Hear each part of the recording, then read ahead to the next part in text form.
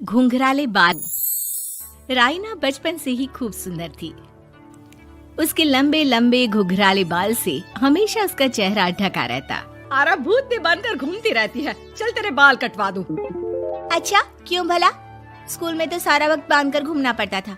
अब तो मैं कॉलेज जाऊंगी और बाल खोलकर घूमूंगी। हाँ।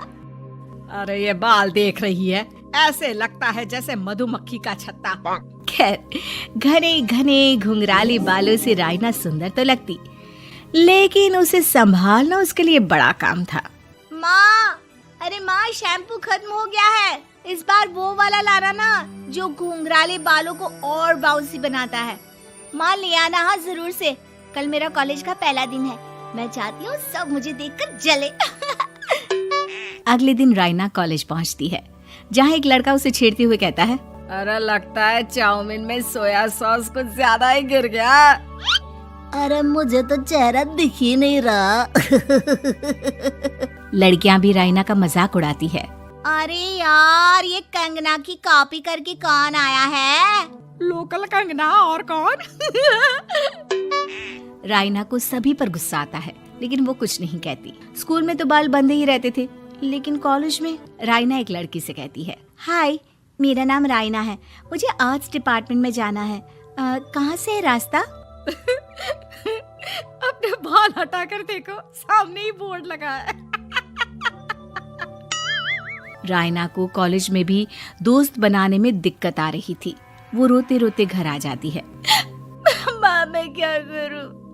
आज तो सारा दिन लोगों ने न जाने क्या क्या बोलकर मेरा मजाक ही बना कर रख दिया। माँ प्लीज कुछ करो ना मेरे बालों का। मैंने तो पहले ही कहा था कटा दे, पर तू। अरे कटाने से क्या होगा, उल्टा जो थोड़े बांध कर ये इन्हें समेट सकती है ना, वो भी नहीं कर पाएगी।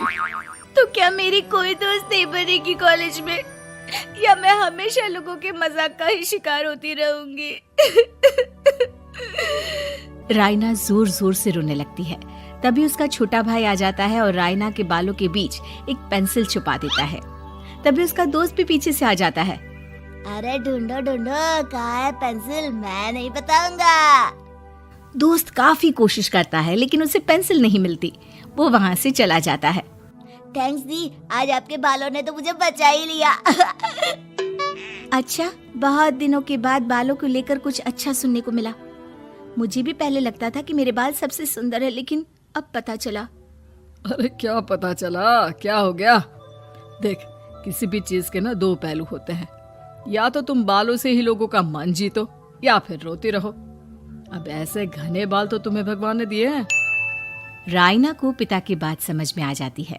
वो सोच लेती है कि जिन बालों के कारण वो कॉलेज में एक भी दोस्त नहीं बना पा रही है, उन्हीं बालों से वो दोस्तों की लाइन लगवा देगी। अगले दिन कॉलेज में डेस्क में राइना बालों को आगे कर लेती है और लोगों को लगता है कि राइना का चेहरा पीछे है, लेकिन राइना घने घुंघराले बालों को हटाकर हंसने लगती है। देखा मेरे बालों का कमाल, इससे मेरा चेहरा भी नहीं दिखता और मैं चलती क्लास में सो भी सकती हूँ। सभी राइना को देखकर हंसने लगते हैं। क्लास में परीक्षा चल रही होती है, तो राइना अपने बालों में चीटिंग के पेपर छुपा छुपा कर आसपास के बच्चों की मदद भी कर देती है, जिसके बाद से तो राइना क्लास की हीरोइन बन जाती है। वाह राइना, तेरे बाल तो बहुत कमाल के हैं। मैं तो इन्हीं के कारण पास हो गई। और पता है, मैं तो अपने काम का सामान राइना के बालों के बीच में ही फंसा देती हूँ। जैसे जैसे काम होता है वैसे वैसे इस्तेमाल करती हूँ। अब तो क्लास में हर कोई राइना के साथ बैठने की जिद करता। राइना में इसे लेकर घमंड आ जाता है। उसे लगता है कि वही क्लास की सबसे डिमांडिंग लड़की है। फिर एक दिन, मैं इस कॉलेज में नई नई आई हूँ, क्या आप मेरी दोस्त बनेंगी? मैं? ओह सॉरी, मैं इस क्लास की सबसे डिमांडिंग लड़की हूँ।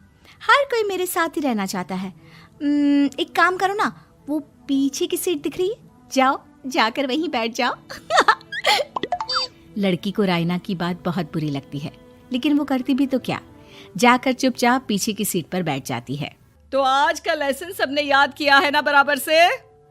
जितनी भी चीटिंग करने वाली लड़कियां थी, वो राइना के पीछे जाकर बैठ जाती है और जोर से चिल्लाती है, जी मैम, सब कुछ याद है, कहीं से भी पूछ लो, हम तो मास्टर हैं मास्टर। क्यों? ये बोलकर वो रायना के कंधे पर हाथ रख देती हैं। रायना भी खुश होती है कि कॉलेज की सबसे स्मार्ट लड़कियों का ग्रुप उसका दोस्त है। पीछे बैठी वो लड़की देखती है कि कैसे मैडम के सवाल लड़कियां रायना के सर को देखकर दे रही है। शाबाश, मुझे खुशी है कि तुम लोग इतनी अच्छी पढ़ाई करने लगी हो। मैं प्रिंसिपल से कहकर तुम लोगों की स्कॉलरशिप की बात करूंगी, जिससे तुम लोगों के माता पिता का पैसा जो फीस में लग रहा है वो बच जाए। सभी लड़कियां खुश हो जाती हैं। टीचर के जाने के बाद एक लड़की कहती है, गर्ल्स, अब हम लोग ना सिर्फ सबसे स्मार्ट बल्कि सबसे इंटेलिजेंट भी हो गए हैं।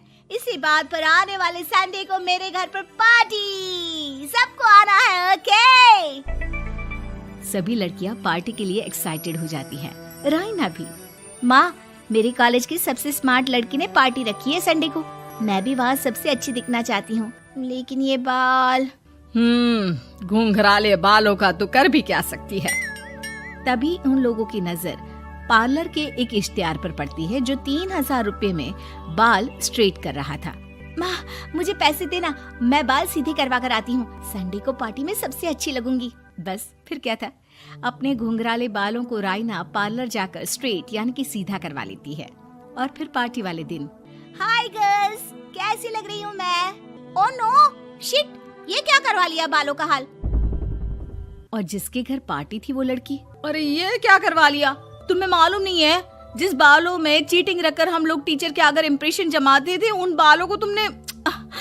अरे हमें तो स्कॉलरशिप भी मिलने वाला था, अब तुमने बाल सीधे करवा लिए। अब तुम हम लोगों के लिए किसी काम की नहीं हो। अरे लेकिन हम दोस्त तो है ना, क्या मैं अच्छी नहीं लग रही हूँ? हमें तेरे अच्छे और बुरे लगने की कोई जरूरत नहीं है। हम लोगों को तेरे बालों से फायदा था, अब वो नहीं है तो हम तेरे दोस्त भी नहीं है। जा जाकर बाल वापस घुंघराले करके आ, तभी तो हम लोगों की दोस्त बन सकती है।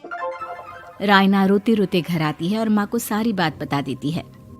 माँ, ला पैसे दे, मैं बाजार जाकर बाल ठीक करा के आती हूँ।